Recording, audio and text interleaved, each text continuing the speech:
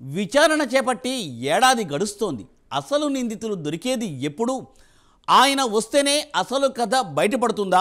Interpole red corner notice ఎప్పుడు జారీ చేస్తుంది? విదేశాల్లో నక్కిన ప్రధాన నిందితులను ఎప్పుడు రప్పిస్తారు? ఇదంతా దేని గురించి అనుకుంటున్నారా? తెలంగాణలో సంచలనంగా మారిన ఫోన్ ట్యాపింగ్ కేసు సంబంధించిన కథ ఇది. ఈ కేసులో ప్రధాన నిందితులుగా ఉన్న మాజీ పోలీస్ అధికారి ప్రభాకర్ రావు, ఒక మీడియా సంస్థ యజమాని శ్రవణ్ రావులను ఇంకా పట్టుకోపోవడంపై ఇప్పుడు సర్వత్రా చర్చ నడుస్తోంది. ఇంతకీ వాళ్ళు ఎప్పుడు దొరుకుతారు? అసలు దొరుకుతారా లేదా? Let us watch the story.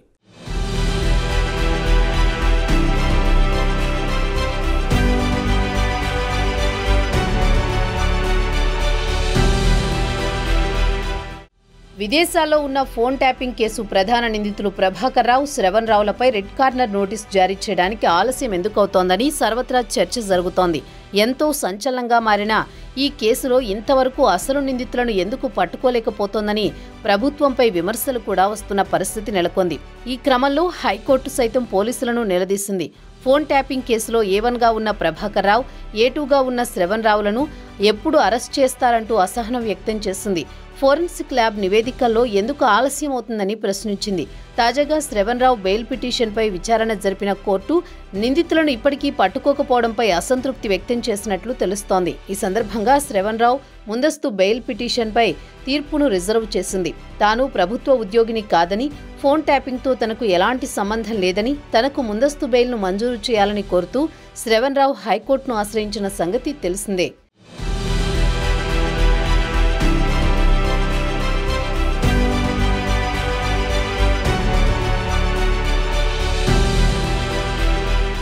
Shravan Rao bail పిటిషన్పై హైకోర్టు విచారణ చేపట్టింది.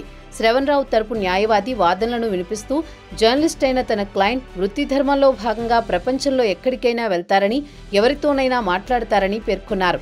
ఈ క్రమంలోనే స్పెషల్ ఇంటెలిజెన్స్ బ్రాంచ్కి వెళ్లారని వివరించారు. ఫోన్ ట్యాపింగ్ కేసులో పోలీసులు పెట్టిన సెక్షన్లలో తన క్లయింట్కి ఏదీ వర్తించదని, ఆయన ప్రభుత్వ ఉద్యోగి కాదని వాదించారు.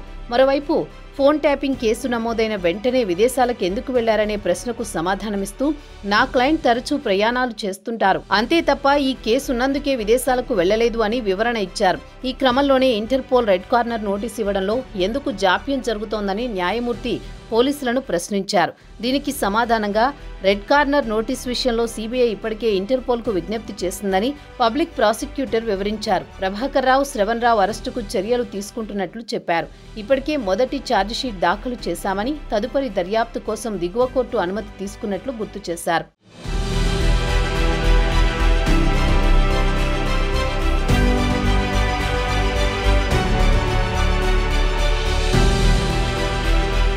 మరోవైపు ప్రభాకర్ రావు, శ్రవణ్ రావు వస్తే గానీ కేసు దర్యాప్తు ముందుకు సాగదని తెలుస్తోంది.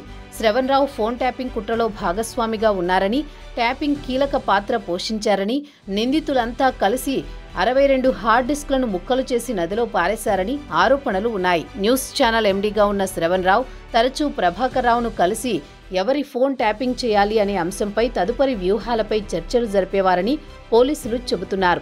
ఈ మేరకు అరెస్టైన ఇతర నిందితులు వాంగ్మూలం ఇచ్చారని పోలీసులు చెబుతున్నారు. ప్రణీత్ రావు తరచూ శ్రవణ్ రావును కలుస్తూ టార్గెట్ ఏంటి, ఎవరు అని వివరాలు తెలుసుకునేవారని పబ్లిక్ ప్రాసిక్యూటర్ కోర్టుకు వెల్లడించారు. కేసుతో సంబంధం లేకుంటే భారత్కు తిరిగి రావచ్చు కదా అని పిటిషనర్ న్యాయవాదిని ప్రశ్నించారు. వాదోపవాదాలను నమోదు చేసుకున్న ధర్మాసనం తీర్పును రిజర్వ్ చేసింది. మరోవైపు ప్రభాకర్ రావు అమెరికాలో ఉన్నట్టు సమాచారం.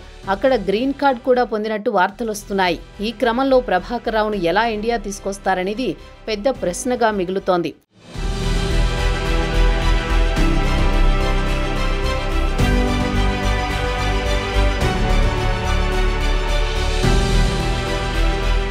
తెలంగాణలో కాంగ్రెస్ ప్రభుత్వం అధికారం చేపట్టిన తర్వాత ఫోన్ ట్యాపింగ్ కేసు సంచలనంగా మారిన సంగతి తెలిసిందే. ప్రతిపక్షానికి చెందిన నేతలను టార్గెట్గా చేసుకుని నాటి BRS ప్రభుత్వం ఫోన్ ట్యాపింగ్ వ్యవహారం నడిపింది. రాజకీయ నేతల ఫోన్లే కాదు, సామాన్య ప్రజల ఫోన్లు కూడా ట్యాపింగ్ చేసినట్టు బయటపడడంతో ఒక్కసారిగా ఉలిక్కిపడ్డారందరూ. దీనికి పాత్రధారి నాటి ఇంటెలిజెన్స్ చీఫ్ ప్రభాకర్ రావు అని పోలీసుల ప్రాథమిక విచారణలో తేలింది. ఇప్పుడు ప్రభాకర్ రావు దొరికితేనే అసలు సూత్రధారి ఎవరనేది తెలుస్తుంది. ఇప్పటికే కొంతమంది పోలీసు అధికారులను అరెస్ట్ చేశారు. చూడాలి రెడ్ కార్నర్ నోటీసులు ఎప్పుడు జారీ చేస్తారో మరి.